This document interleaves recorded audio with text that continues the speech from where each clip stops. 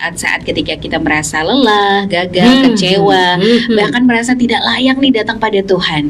Tapi ternyata kabar baiknya kita punya Bapa yang penuh kasih ya Bu. Yes, betul. Yang tidak akan menolak anak-anaknya yang datang dengan hati yang hancur. Yes, betul. Dan hari ini kita percaya bahwa kasih itu justru melimpah sama kita ya. Amin. Baik, kita akan awali dengan doa Bu Sarlin. Ya baik, mari kita berdoa. Kita percaya pagi hari ini ya Tuhan mencurahkan berkatnya pada kita, dan kita yakin bahwa kekuatan yang baru, sukacita dan sejahtera Allah melimpah atas kita. Mari kita berdoa bersama-sama. Haleluya. Terima kasih Tuhan untuk hari ini. Kami bersyukur, kami percaya bahwa Tuhan Engkau sedang mencurahkan berkat-Mu atas kami, karena pagi ini kami punya hati yang terbuka kepada Tuhan untuk mengucap syukur karena Bapa yang baik selalu ada bagi kami.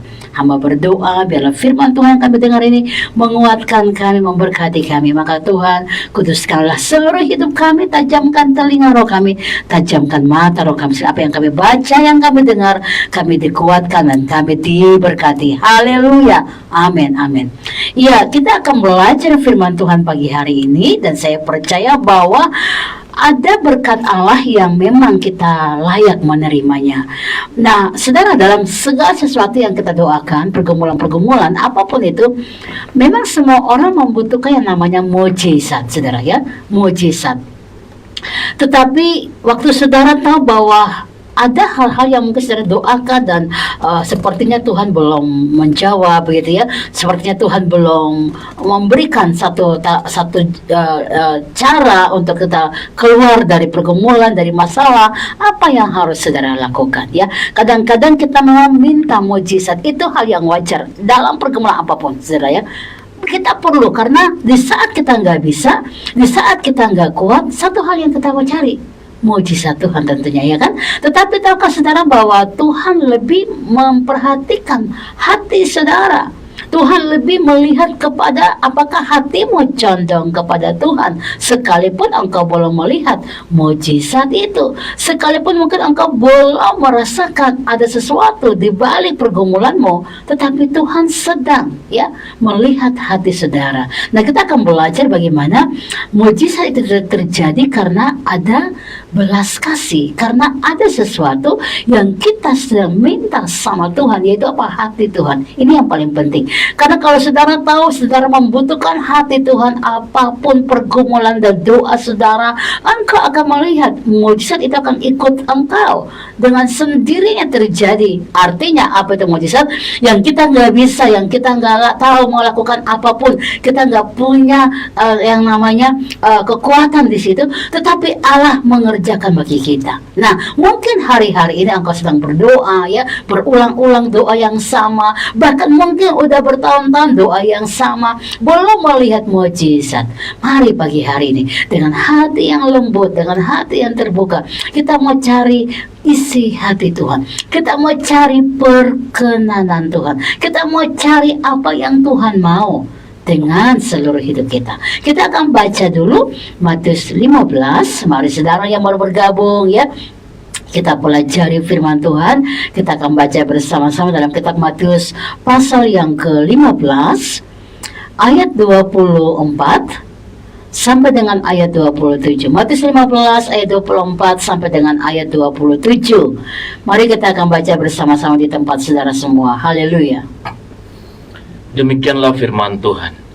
Jawab Yesus, "Aku diutus hanya kepada domba-domba yang hilang dari umat Israel." Tetapi perempuan itu mendekat dan menyembah Dia sambil berkata, "Tuhan, tolonglah aku." Tetapi Yesus menjawab, "Tidak patut mengambil roti yang disediakan bagi anak-anak dan melemparkannya kepada anjing." Ayat 27, kata perempuan itu, "Benar Tuhan, namun anjing itu makan remah-remah yang jatuh dari meja tuannya." Nah, saudara, ini menarik untuk kita pelajari. Ada cerita apa yang menarik? Seorang wanita yang punya pengalaman spiritual yang terjadi oleh karena ya dia memohon kepada Tuhan yang tadinya dia nggak percaya siapa Tuhan, tapi dia mendengar. Nah, ini paling menarik untuk kita pelajari. Seorang wanita yang tidak percaya Tuhan ya datang sama Tuhan, datang mencari Tuhan untuk memohon belas kasih terhadap apa? Terhadap keadaan situasi anaknya. ya, yang sedang mengalami kerasukan setan bertahun-tahun. Saudara bisa bayangkan ya, ini keadaan yang bukan cuma fisik saudara ya, tetapi fisik, mental dan rohani anak ini benar-benar sedang menderita. Nah, namanya seorang ibu, apapun yang terjadi dengan anaknya yang rasanya itu menyakitkan jiwa, bahkan roh, bahkan tubuh, dia akan berusaha untuk melepaskan. Dan katanya lebih baik aku yang sakit daripada anakku, kan begitu. Karena seorang ibu akan memperhatikan anaknya dengan sungguh-sungguh supaya anaknya mengalami yang namanya kesembuhan, sukacita, damai sejahtera.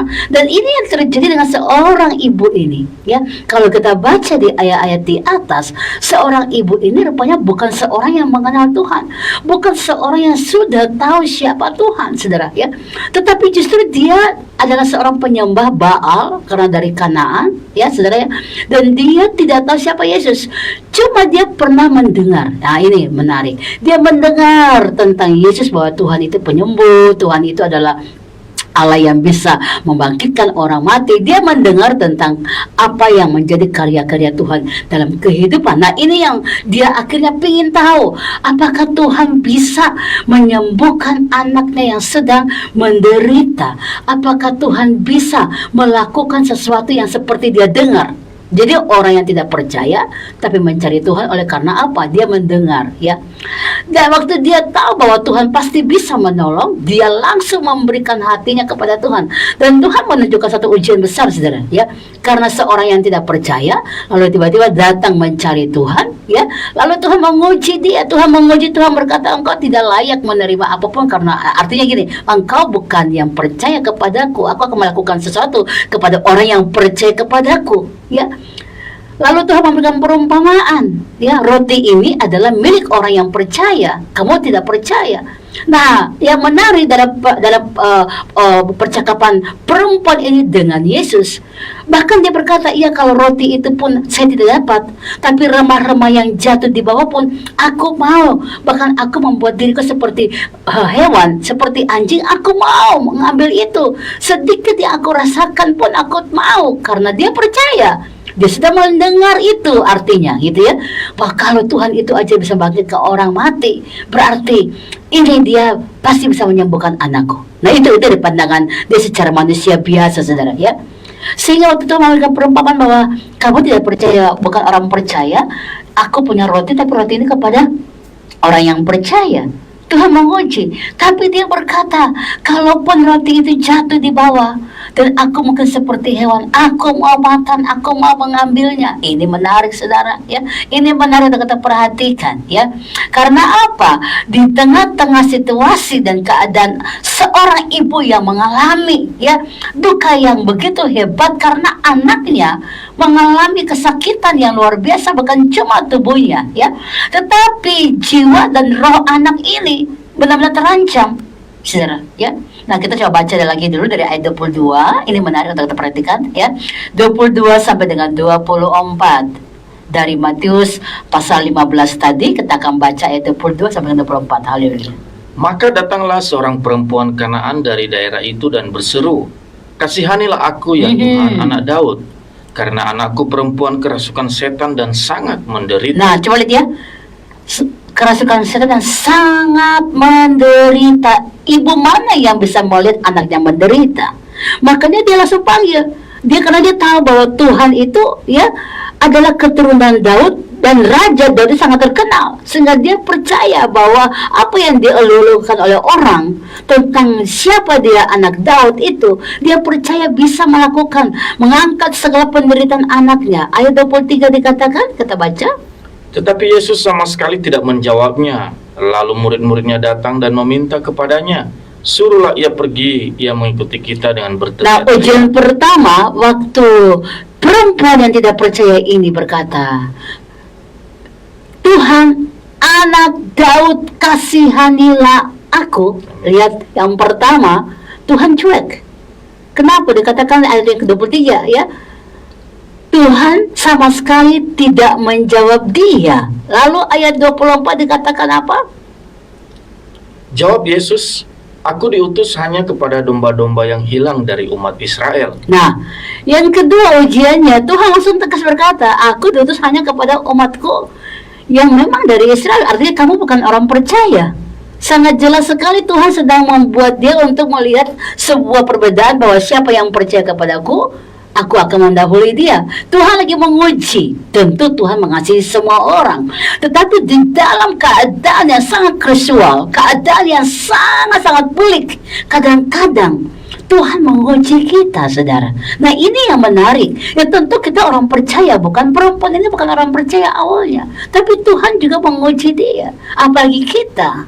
Kadang-kadang Alkitab katakan siapa yang kau kasihi dia akan kau tegur, bukan cuma ditegur, tapi dihajar.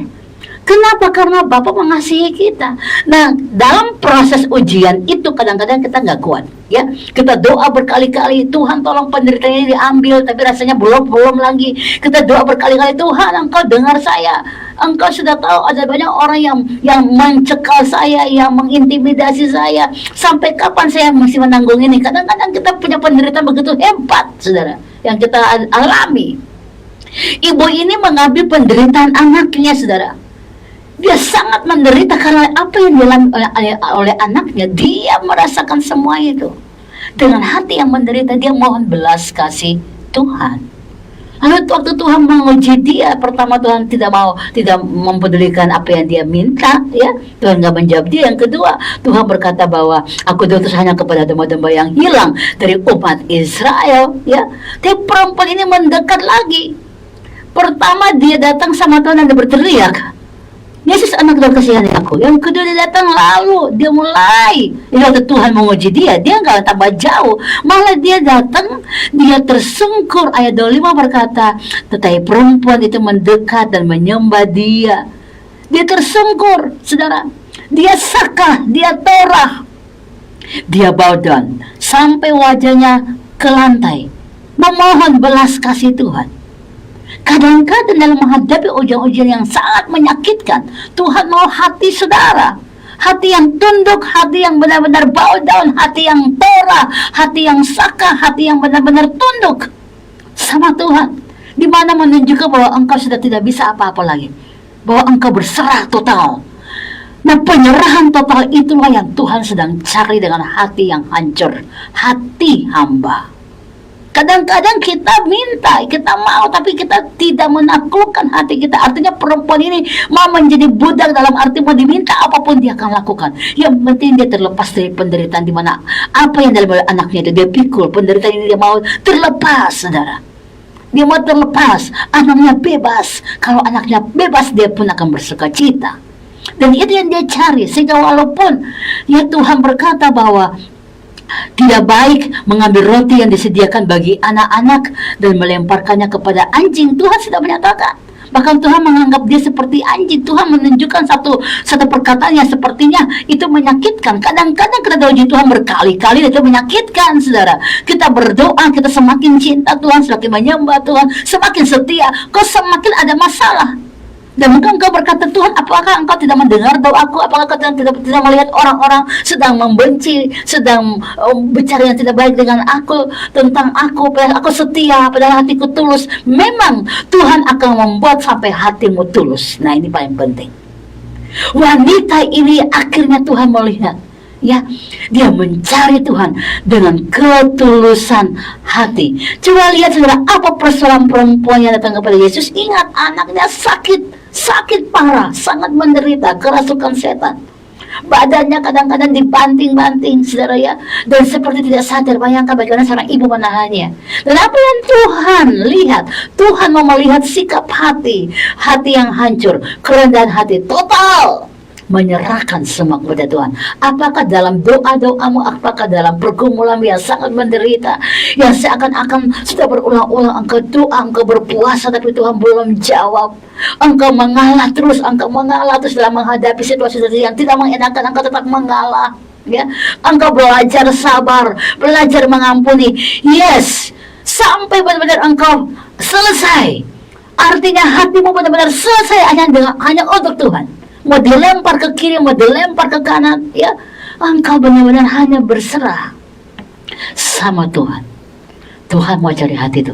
Karena itulah yang Tuhan lihat di perempuan ini, ya.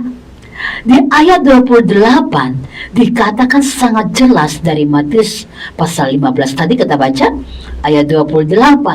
Akhirnya yang Tuhan inginkan, yang Tuhan mau, ya, yaitu sikap hati, permohonan belas kasih kepada Tuhan dengan hati yang hancur, dengan sepenuh hati, serius sepenuh hati, all out, ya.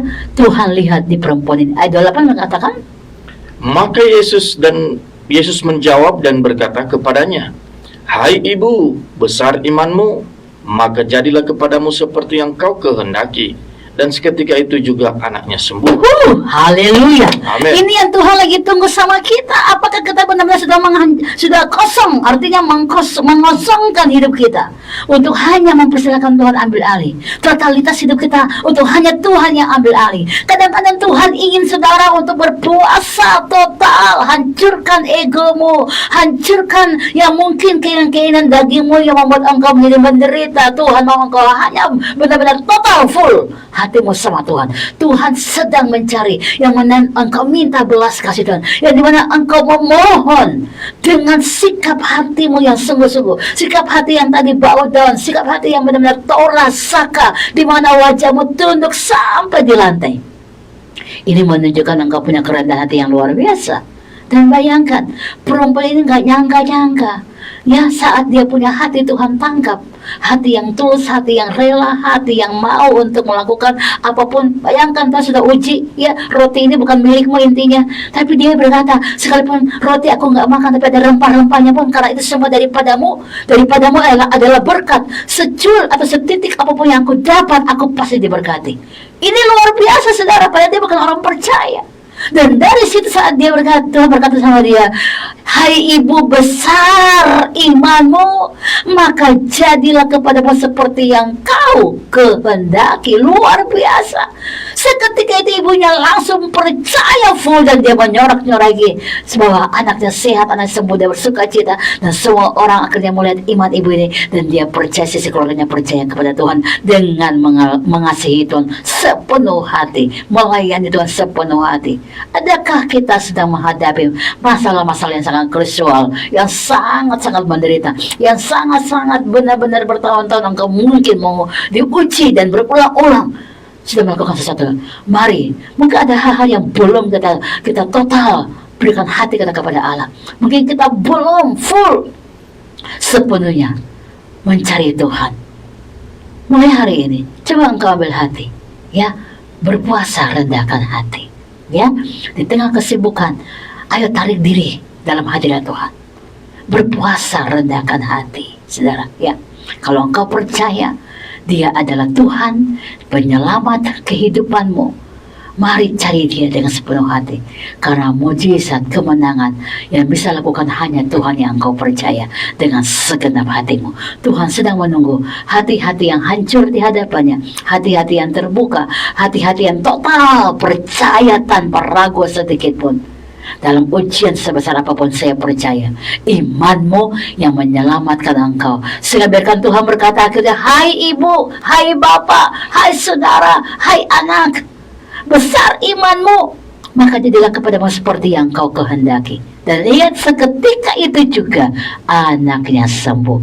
Iman kita yang mendatangkan segala pemulihan, iman kita yang mendatangkan segala mujizat, iman kita yang melakukan yang tidak bisa menjadi bisa, iman kita mulai dengan apa? Hati yang hancur sama Tuhan. Mulai dengan apa? Meminta belas kasih Tuhan. Mulai dengan apa? Menyerahkan totalitas hidupmu kepada Tuhan. Maka apa yang engkau gumulkan, anak akan berkata, Hai ibu, hai bapak, imanmu telah menyelamatkan engkau.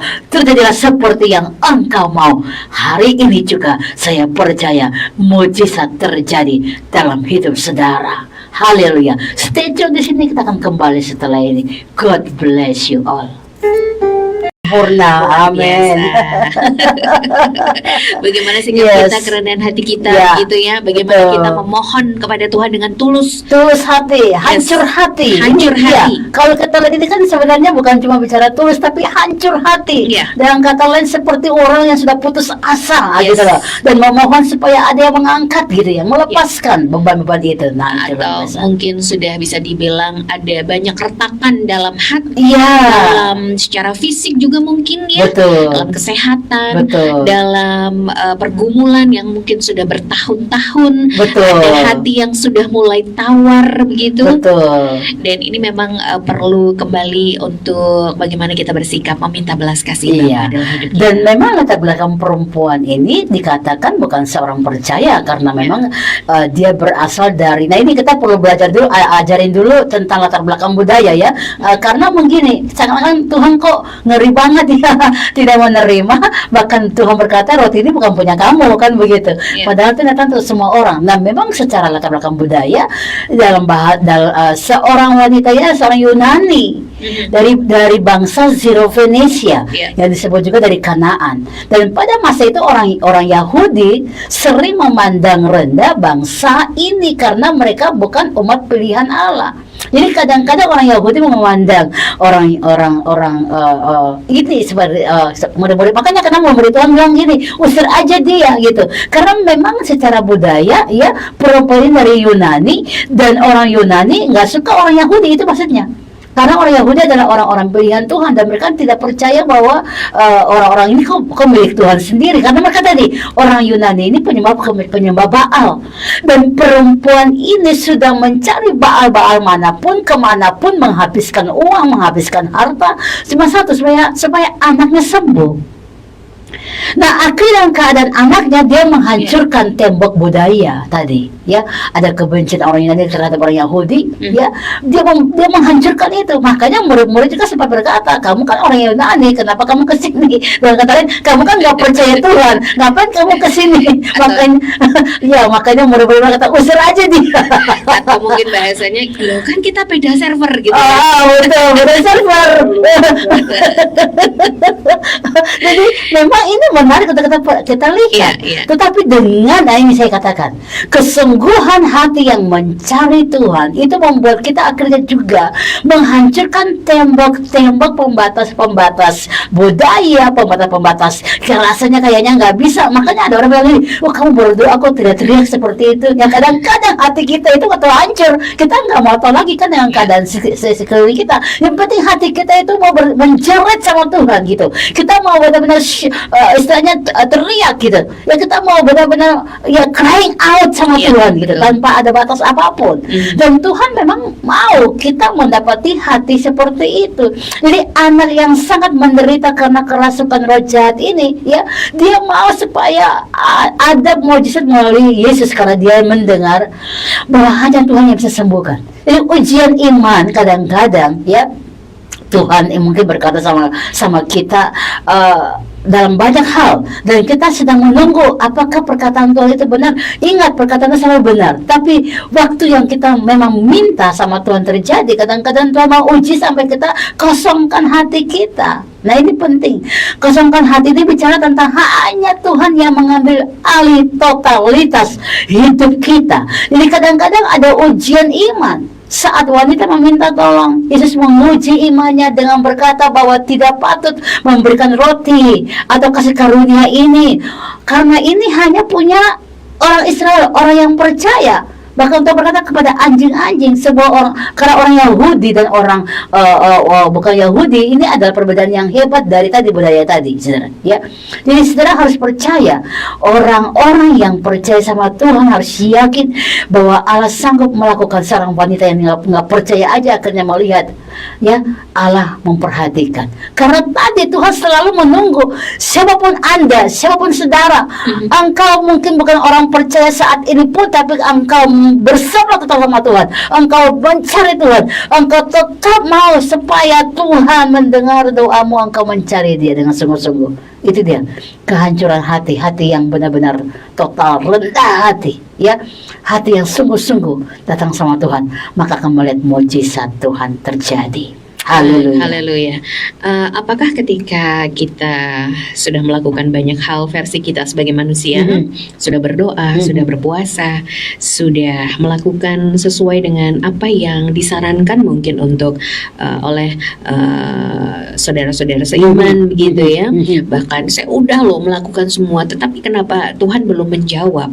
Lalu kemudian dia melihat ada mukjizat yang terjadi pada orang yang mungkin dia. versi dia, usahanya belum sebesar saya ya. Kok dia udah mau dapat mujizat? Nah, sebenarnya apa yang salah? Apakah sikap hati itu bagaimana kita bisa istilahnya menakar bagaimana ketulusan yang benar di hadapan Tuhan? Iya, betul. Ini pertanyaan yang menarik. Nah, kadang-kadang begini saudara, tanpa saudara sadar, artinya begini, kita harus mengerti dulu. Rencana Tuhan kepada setiap orang itu berbeda-beda. Rencana itu berbeda-beda, tapi satu rancangan Allah itu adalah damai sejahtera tentunya, ya. Tetapi beda-beda, artinya begini, Tuhan panggil saya untuk melakukan sesuatu yang memang Tuhan mau ketika saya mungkin sebagai hamba Tuhan. Mungkin Tuhan panggil saudara melakukan sesuatu sebagai seorang dokter. Mungkin Tuhan panggil saudara seorang untuk melakukan sesuatu yang memang Tuhan mau. Artinya beda-beda panggilan-panggilan kita dalam rencana Tuhan. Nah, waktu saudara membandingkan dirimu dengan orang lain, ini sendiri sudah menunjukkan bahwa saudara tidak punya kerendahan hati. Ini sudah menunjukkan bahwa saudara membeda-bedakan, dan itu tidak benar di mata Tuhan. Ingat, perempuan ini datang dengan tidak memikirkan budaya yang berbeda. Saudara lihat ini, ya. Dia tahu tantangan paling besar adalah pasti orang-orang yang dari dia pasti akan marah dia dan akan berkata, kamu kok begitu sih, gitu. Dia tidak mau peduli itu. Nah, kadang-kadang harga bayar ini yang Tuhan mau kita, apakah bisa nggak lewati harga bayar itu? Nah, jadi saudara kalau cuma malah melihat kok dia nggak pernah doa, nggak pernah ibadah, kok kayaknya dia punya hidup bagus sekali, fine-fine aja, seakan-akan tanda kutip kita pakai bahasa diberkati. Enggak saudara, beda-beda, kita beda-beda, semua beda. Jadi saudara mesti sampai akhirnya Tuhan punya rencana. Itu yang terjadi karena Tuhan mau melihat hatimu, saudara. Jadi Tuhan mencari engkau dan Tuhan mempedulikan engkau, makanya dia mau hatimu benar-benar menangkap apa yang dia mau. Ini paling penting.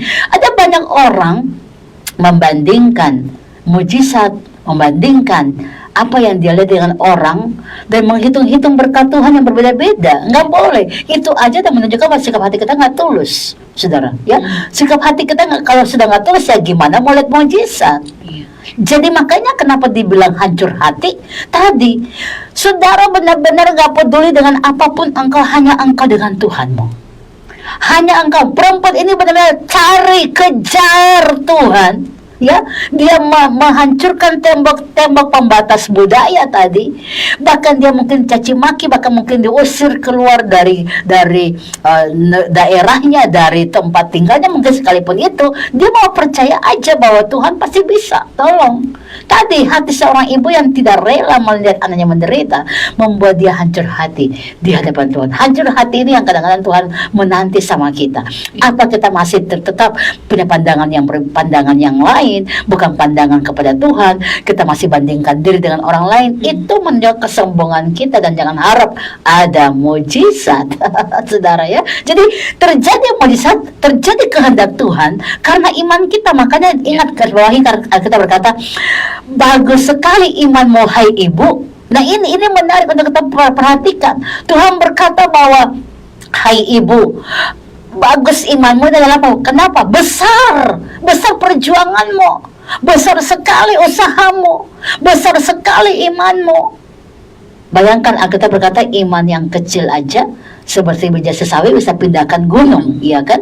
Iman ibu ini sudah teruji. Dia tetap mencari Tuhan. Tuhan tolak, muridnya tolak, dia tetap mencari.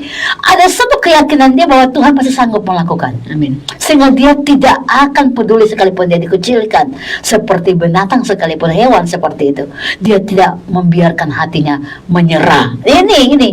Waktu saudara tetap dicaci maki, engkau tetap mungkin juga tidak dihargai, masih nggak percaya sama Tuhan, masih nggak setia melayani Tuhan, masih nggak tulus tetap melayani Tuhan, masih nggak tetap tulus mengampuni orang yang bersalah, hati itu yang Tuhan sedang uji, saudara. Haleluya. Semoga kita dijauhkan dari rasa iri ya, akibat melihat mungkin ya kok rumput tetangga lebih hijau gitu ya. Tapi kita percaya juga bahwa ada rencana-rencana Tuhan, tinggal bagaimana sikap kita ya, kerendahan hati kita, hancur hati kita itu datang kepada Tuhan. Betul. Karena oh my God, Tuhan lagi mencari hati-hati yang tulus, hati yang murni. Saya sedang membuat sebuah buku yang berjudul tentang hati yang mulia. Wow, itu luar biasa. Kalau kita belajar dari tokoh-tokoh Alkitab yang mereka dipakai Tuhan luar biasa, bagaimana bisa luar biasa? Jangan lihat luar biasanya. Lihat bagaimana hati mereka hancur berkali-kali diproses, sampai akhirnya Tuhan mendapat hati yang murni, dan akhirnya Tuhan pakai mereka yang luar biasa. Tuhan tahu rancangan apa yang terjadi atasmu. Tuhan lebih tahu. Makanya waktu Tuhan sedang menguji engkau berkali-kali, mungkin Tuhan belum mendapati hatimu tulus, hatimu murni. Mari pagi hari ini biar hatimu murni, supaya engkau melihat Tuhan pakai engkau dengan luar biasa, bukan karena engkau mau, bukan karena kehendak manusia, tapi kehendak Tuhan itu yang terjadi karena engkau didapati hatimu murni di hadapan Tuhan. Haleluya. Haleluya. Baik, ada respon dari Pak D di Godean. Shalom, Shalom, selamat pagi, Pak Pak D. Saiful, Iya. juga Ibu Pendeta Sarlin. Yes. Tetap semangat, Tuhan memberkati. Amin. Ada 3 poin pertanyaan yang ditanyakan. Yang pertama, apakah mukjizat tidak terjadi kepada semua orang percaya sesuai janji Tuhan, tapi kepada semua umat Tuhan yang lain? Ini contohnya kepada umat lain karena ada mukjizat maka bertobat dan percaya mengikuti Yesus, yang pada saat ini Bu sering disebut murtadin gitu ya, dalam tanda kutip. Kedua, mengapa hal ini bisa terjadi sehingga sebagai orang percaya iman mulai mengalami kemunduran karena kesaksian yang terjadi lewat media sosial saat ini. Yang ketiga, bagaimana caranya mendapatkan mukjizat dalam pergumulan, langkah-langkah yang harus dilakukan? Oke, baik, saya simpulkan jadi satu jawaban, saudara ya. Baik, terima kasih, respon yang luar biasa. Kita lihat contoh yang sangat jelas dari perempuan ini. Yang pertama, perempuan ini bukan pengikut Kristus, artinya bukan seorang percaya Tuhan, bukan seorang yang mempercayai Tuhan sebagai juru selamat. Harus ingat dulu itu. Berarti dengan kata lain, dia bukan orang yang percaya, kan begitu. Tapi di dalam keadaan situasi yang krusial, situasi yang sangat pelik sekali, yang sangat pelik, yang membuat dia sangat sangat genting istilahnya gitu ya, yang sangat pelik banget dalam jiwa, dalam roh dan tubuhnya. Dia memutuskan hubungan dengan segala sesuatu yang tadi dia percaya. Artinya yang dikatakan jangan kamu keluar dari sini ya, gitu. Dia putuskan untuk keluar dari situ, keluar dari budaya, keluar dari kepercayaan yang selama ini mengikat dia. Dia keluar, dia lepaskan itu semua untuk mencari Yesus anak Daud, mencari Yesus yang dia dengar bahwa hanya Tuhan yang sanggup menyembuhkan, memulihkan, membangkitkan, menyelamatkan jiwa. Dia adalah Tuhan. Nah gitu, dia memutuskan diri untuk mencari. Jadi Tuhan akan mengadakan mukjizat, ingat, bukan pilih-pilih, tapi kepada siapa yang percaya. Kadang kita yang mungkin sudah sebagai anak Tuhan atau orang Kristen pun tidak melihat mukjizat karena tadi Tuhan melakukan itu kepada orang yang percaya dengan hati yang tulus, murni tadi, saudara, hati yang murni. Sehingga waktu mereka mengalami mukjizat, saya percaya mereka akan tetap stay, tetap tinggal dalam Tuhan selama-lamanya. Tapi hanya orang yang hanya cari mukjizat dan segala macam, saya rasa mereka tidak akan bertahan dalam setiap ujian.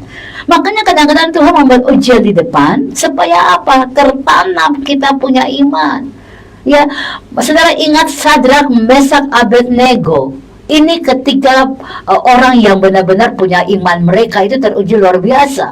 Di hadapan raja, mereka dikatakan harus menyembah kepada Baal yang dibangun oleh raja Nebukadnezar. Bayangkan, ini raja yang kasih perintah. Kalau mereka melawan, maka nyawanya akan terancam, akan dibunuh mati, saudara. Digantung. Bayangkan, ini kenyataan hidup yang benar-benar antara mati dan hidup, saudara ya. Dan mereka nggak boleh melawan tita raja, saudara. Tetapi Sadrak, Mesak, dan Abednego punya satu tekad yang luar biasa, ya, mengenal Tuhan melampaui mujizat yang mereka minta. Nah ini penting. Kadang kita cari Tuhan karena minta mujizat. Sadrak, Mesak, mereka tidak melihat kepada mujizat, tapi mereka melihat kepada sumber, segala sumber Tuhan yang mereka percaya. Mereka mengenal Tuhan begitu sangat dalam sampai pada titik di mana kepatuhan mereka kepada Tuhan tidak bergantung pada apakah Tuhan akan menyelamatkan mereka. Itu, saudara ya. Mereka menyembah Tuhan karena Dia adalah Tuhan. Ini paling penting. bukan karena apa yang bisa dia lakukan untuk mereka. Kadang-kadang kita menyembah karena kita tahu dia akan lakukan ini itu, tapi Sadrak Mesak sudah selesai di situ. Artinya iman mereka tak tergoyahkan. Jadi Tuhan bisa adakan mujizat kepada siapapun yang percaya. Itu yang paling pertama. Siapapun yang percaya, ya. Dan mujizat terjadi untuk kemuliaan nama Tuhan. Wanita Venesia ini mengalami mujizat, anaknya sembuh. Dia menceritakan kepada bangsanya yang tadi nggak percaya pun, dia ceritakan. Ya, tidak ada halangan lagi. Seperti rantai yang mengikat di tangannya, kakinya terlepas dan dia bersorak-sorai. Dia nggak takut lagi. Nah, orang yang sudah mengalami pengalaman pertemuan atau perjumpaan dengan Tuhan dengan cara-cara Tuhan, berarti ada mujizat, ya kan, cara-cara Tuhan. Gitu. Orang ini akan dipakai Tuhan dengan luar biasa. Dia tidak akan takut lagi menghadapi maut. Sadrak, Mesak, Abednego nggak takut menghadapi maut karena mereka punya iman udah konsisten dengan Tuhan. 3 pemuda Ibrani ini, ya, diancam akan dicampakkan ke dalam bahkan perapian yang menyala-nyala juga, ya, oleh Raja Nebukadnezar jika tidak menyembah kepada patung emas yang dibuat itu. Respon mereka menunjukkan level pengenalan akan Tuhan yang sangat matang. Apakah saudara punya iman seperti itu? Mengenal Tuhan bukan karena mencari mujizat, tapi memang engkau tahu dia Tuhan pembuat mujizat dalam segala hal. Engkau tahu dia punya rancangan damai sejahtera. Jadi Tuhan bisa lakukan segala mujizat kepada siapapun yang percaya, tidak terbatas. Nah, bagaimana cara supaya kita bisa melihat mujizat? Tadi, kerendahan hati, hancur hati. Semua harus beres dari dalam, ya, dari dalam. Jadi kalau engkau beribadah bukan cuma rutin, ya. Kenapa? Mengenal Tuhan atau bahasa aslinya yada, mengenal itu adalah engkau mengalami sendiri. Contoh, kita baca buku literasinya, madu bagus untuk tubuh kesehatan, begitu kan? Itu baca. Kita hanya sebatas baca. Tapi waktu Anda ambil madu, Anda minum setiap hari dan rasakan kesegaran, itu yang namanya yada. Mengenal, mengalami langsung, bukan dari kata orang lagi. Makanya Ayub mengungkapkan, aku mengenal Tuhan lagi, bukan dari kata orang saja, tapi aku mengalami saat aku menderita, aku mengalami Tuhan lepaskan aku. Saat aku dalam penderitaan, aku mengalami Tuhan menolong aku. Dia mengalami yada, pengenalan akan Tuhan. Jadi kalau saudara punya iman kepada Tuhan, ya, mengenal Tuhan itu bukan dari kata orang. Bukan hanya mendengar khotbah-khotbah yang tidak membuat Anda akhirnya mau bertobat. Tapi khotbah yang engkau dengar, engkau alami firman, engkau mau bertobat. Jadi pengenalan akan Tuhan yada itu adalah engkau mengalami sendiri, bukan dari hanya mendengar, tapi engkau mengalami sendiri. Bagaimana cara mengalaminya? Kadang Tuhan izinkan engkau mengalami hal-hal yang tidak engkau minta, tapi itu adalah bagian Tuhan, itu adalah undangan Tuhan, itu adalah cara Tuhan untuk engkau diproses, dibentuk menjadi indah. Itu yang Tuhan lagi buat sama kita. Jadi yada itu adalah mengenal dan mengalami sendiri siapa Tuhanmu. Jadi melalui ujian-ujian kehidupan kita akan mengenal Tuhan kita. Jadi mari kita bersyukur kalau ada ujian, ya, welcome. Jangan berkata belum satu selesai udah satu lagi. Ya mungkin setiap manusia oke lah kita bicara begitu. Tapi percaya kalau engkau melekat erat dengan Tuhan, harus yakin masalah ini membuat engkau naik level. Masalah itu buat engkau naik level. Masalah-masalah yang engkau alami membuat engkau naik level. Karena Tuhan yang punya kehendak terjadi. Ingat dulu dalam daging Paulus itu bukan Paulus yang mau, tapi Tuhan yang taruh. Bukan iblis yang sedang taruh, Tuhan yang taruh. Karena Tuhan mau, Paulus hidupnya bergantung hanya sama Tuhan, sehingga Paulus satu mengerti ada secara manusia dia nggak sanggup bagaimana dia disakiti, apakah dia harus mengampuni, dia nggak sanggup. Sehingga dia berkata dalam kelemahanku, ya, aku menaruh percaya kepada Tuhan bahwa kekuatan yang berlimpah-limpah dari Allah akan aku terima. Sehingga dia menaruh kehidupannya hanya kepada Allah, karena dengan roh Allah dia bisa melakukan yang dia nggak bisa tadi. Akhirnya dia bisa mengampuni orang yang bersalah. Akhirnya dia bisa memberikan pertolongan kepada orang yang mungkin tadinya menginjak dia. Dia bisa berikan pertolongan. Kenapa? Maka dia bilang, saat aku lemah, aku kuat, karena kuasa Allah turun kepadaku. Jadi sampai di titik ini Tuhan mau kita kemurnian hati kita untuk mengalami Tuhan secara pribadi kita. Mari minta belas kasih Bapa, mari minta hati Bapa, mari mohon hati Bapa, supaya hatimu tunduk sama Tuhan. Engkau mengalami kehidupan yang dibaharui oleh karena hatimu yang hancur di hadapan Tuhan. Haleluya. Haleluya. Terima kasih Bu Sarlin, luar biasa. Yes. Pagi hari ini kita Amen. diajarkan tentang bagaimana sikap hati yang benar untuk kita meminta belas kasih Bapa Yes. hadir selalu dalam hidup kita. Amin. Baik, Amin. ini mungkin yang sebelum pokok doa adalah closing statement atau gongnya Bu, supaya kita punya sikap hati yang benar dan bisa menerima berkat mukjizat Tuhan. Yes, mari kita belajar melihat kepada contoh yang kita sedang pelajari tentang perempuan Venesia yang benar-benar bukan seorang percaya, tapi dia datang sama Tuhan dengan hancur hati dan akhirnya dia menjadi percaya full karena dia mengalami Tuhan secara pribadi. Apa yang dia alami? Dia lihat Tuhan yang dia sembah adalah Tuhan yang hidup, yang melakukan perkara yang hebat.